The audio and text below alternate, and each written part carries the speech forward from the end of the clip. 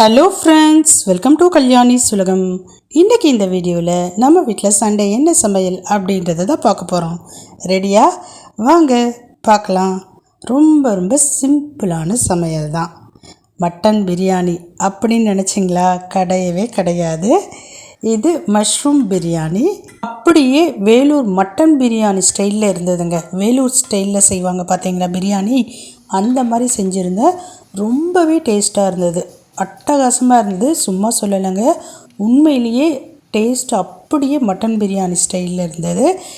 இந்த மஷ்ரூம் பிரியாணி எப்படி செய்யணுன்னா கொஞ்சம் வெயிட் பண்ணுங்கள், இன்னும் ஒரு 2 டேஸ்க்குள்ளே அப்லோட் பண்ணிடுறேன்.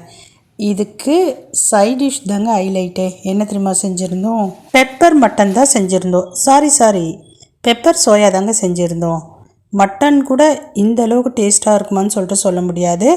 பெப்பர் சோயா சூப்பராக இருந்ததுங்க. என்னுடைய மூத்த மக இலக்கியா தான் செஞ்சுருந்தா, அட்டகாசமாக இருந்தது. அடுத்ததாக பார்த்தீங்கன்னா ரைத்தா, ஆனியன் ரைத்தா தாங்க. அவ்வளோதான், இன்றைக்கி இதுதான் நம்ம வீட்டில் சமையல். ரொம்பவே நல்லா இருந்தது. என்னதான் வாயால் சூப்பராக இருக்குன்னு சொன்னாலும் தட்டில் போட்டு பரிமாறி காமிச்சாதான் எனக்கு திருப்தியாக இருக்கும். இப்போ வாழை இலை போட்ட தட்டை எடுத்தாச்சு.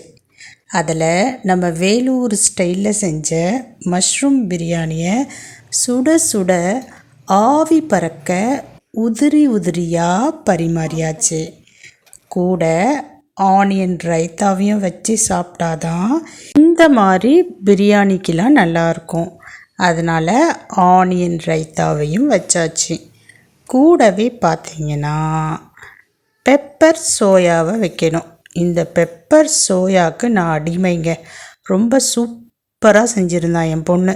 நான் மட்டன் கூட அந்தளவுக்கு சாப்பிட மாட்டேன், பட் இந்த பெப்பர் சோயாவை அவ்வளோ ருசித்து சாப்பிட்டேன். நீங்களும் இந்த ரெசிப்பியை நான் அப்லோட் பண்ண பிறகு மறக்காமல் செஞ்சு பாருங்கள், உங்களுக்கும் ரொம்பவே பிடிக்கும். அவ்வளோதான், பரிமாறியாச்சு. பார்க்குறப்பவே உங்களுக்கு சாப்பிட்ணும் தானே தோணுது. நீங்களும் இதே மாதிரி செஞ்சு சாப்பிட்ணுன்னா ஒன்றும் பண்ண வேணாங்க, நம்ம சேனலை சப்ஸ்கிரைப் பண்ணிக்கங்க. நான் டெய்லி விதவிதமான ரெசிபீஸ்லாம் அப்லோட் பண்ணுவேன்.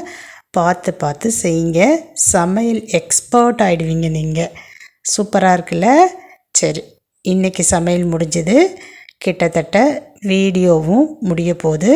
இப்போ நான் கிளம்புறேன், பட் நீங்கள் வீடியோவை பார்த்துக்கிட்டுருங்க. கிளம்பட்டுமா? Bye.